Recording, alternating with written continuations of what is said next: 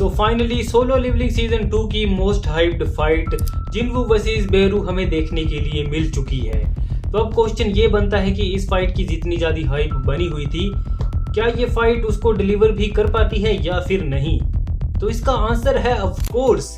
ये जो एपिसोड था और इसमें जो हमें फाइट दिखाई है वो मेरे हिसाब से वन ऑफ बेस्ट फाइट है इन anime.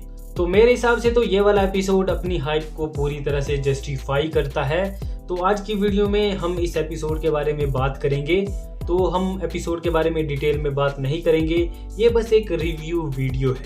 Excuse me, I want be your friend. तो वैसे तो शुरुआत से ही जो एंट किंग बेरू है वो सबको भगा भगा के मार रहा था, पर इस वाले एपिसोड में जो सिचुएशन है वो चेंज हो चुकी है।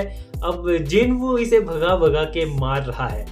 पर्सनली यार मुझे इसके लिए काफी ज्यादा बुरा भी लगा, पता नहीं क्यों, पर एंड में ये जब भाग रहा था ना, सच में एक एंट की तरह भाग रहा था।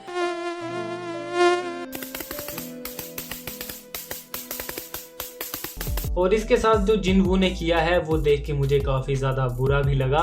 अभी अभी बेचारे का जन्म हुआ था, अभी इसने बस अपना जो मील था वो खाना ही शुरू किया था, अभी बस 2-3 ही चीजें खाई थी और जिनवू ने इसे बुरी तरह से मारा। और पर्सनली मुझे लगा था कि इस वाले एपिसोड में हमें कोई भी क्लिफ हैंगर देखने के लिए नहीं मिलेगा, पर नहीं, इन्होंने ये वाला एपिसोड भी नहीं छोड़ा, क्योंकि मुझे लगा था कि जो जिनवू वर्सेस बीरू वाली फाइट है वो इस वाले एपिसोड में एंड हो जाएगी, तो क्लिफ हैंगर के लिए क्या ही बचेगा। पर एंड में जो हमारी चाहयेन है, हमारी नहीं जो मेरी चाहयेन है, वो मरने की कगार पे है। जिनवू उसे किसी भी तरीके से हील नहीं कर पा रहा है। यहाँ तक उसने जो एलिक्सर ऑफ लाइफ था वो भी ट्राई कर लिया, पर वो भी फेल हो गया। पर अब मुझे लगता है कि जिनवू शायद जो इस बीरू है उसको अपनी शैडो में बदलेगा, शायद इससे हील करेगा, या फिर जो हील एस रैंक हंटर नहीं था, वो हीलर, एस रैंक हीलर, उसको भी हो सकता है वो अपनी टीम में शामिल कर ले और वो उसको चाहिए इनको हील करे। पर नेक्स्ट एपिसोड में कुछ भी हो सकता है। पर गाइज मैं तंग आ चुका हूँ इन क्लिफ हैंगर से। Yes, exactly. तो अब लगे लगे हाथ हम जिनवू वर्सेस बेरू वाली फाइट के बारे में भी बात कर लेते हैं। तो शुरुआत में ही दोनों के बीच में काफी ज्यादा पंचीज एक्सचेंज हुए और आई थिंक मानवा में इतने ज्यादा पंचीज एक्सचेंज नहीं हुए थे। दूसरे ही पंच में जो बेरू था उसकी बहुत ज्यादा बुरी हालत हो गई थी, पर मांगा में जो बेरू है उसको और ज्यादा चांसेस मिले हैं, मतलब वो जिनवू के ऊपर थोड़े बहुत पंच लैंड कर पाया है, पर मांगा में ऐसा कुछ भी नहीं था। इसके अलावा भी काफ़ी सारे बढ़िया बढ़िया मूवमेंट थे जिसमें एनिमेशन काफ़ी ज़्यादा क्रेजी जाती है, और स्पेशली जो बीरू की ट्रांसफॉर्मेशन थी, और वो ये जो ट्रांसफॉर्मेशन थी वो काफ़ी ज़्यादा क्रेजी थी। पर्सनली मुझे लगा था कि इस ट्रांसफॉर्मेशन के बाद तो पता नहीं वो क्या ही करेगा, पर इस ट्रांसफॉर्मेशन के बाद जिनवू ने इसे भगा भगा के मारा है।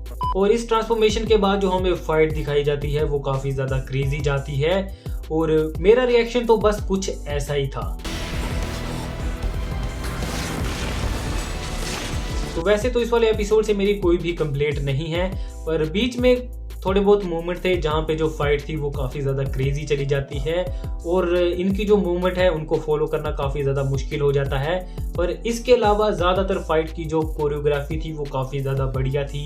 हर एक चीज़ का पता लगता है कि जिनवू क्या कर रहा है, दूसरी तरफ जो बीरू है वो क्या कर रहा है, और फाइट की कोरियोग्राफी बेसिकली काफ़ी ज़्यादा बढ़िया थी। और मैंने एक बात और नोटिस की कि हमें इस वाली फाइट में शायद कोई भी इम्पैक्ट फ्रेम देखने के लिए नहीं मिली है। इससे पहले जिनवू की जितनी भी मेन फाइट हुई हैं उनमें काफ़ी ज़्यादा इम्पैक्ट फ्रेम वाले सीन थे, पर आई थिंक इस वाले एपिसोड में ऐसा कुछ भी नहीं था। इम्पैक्ट फ्रेम शायद ना के ही बराबर थी, बट जितनी भी एनिमेशन थी वो काफ़ी ज़्यादा क्रेजी थी, और मेरे हिसाब से अभी तक सोलो लेवलिंग की ये बेस्ट एनिमेटेड फाइट भी है।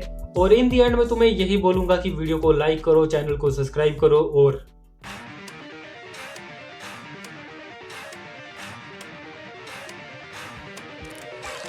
Делись сейчас, I know, but now then I'm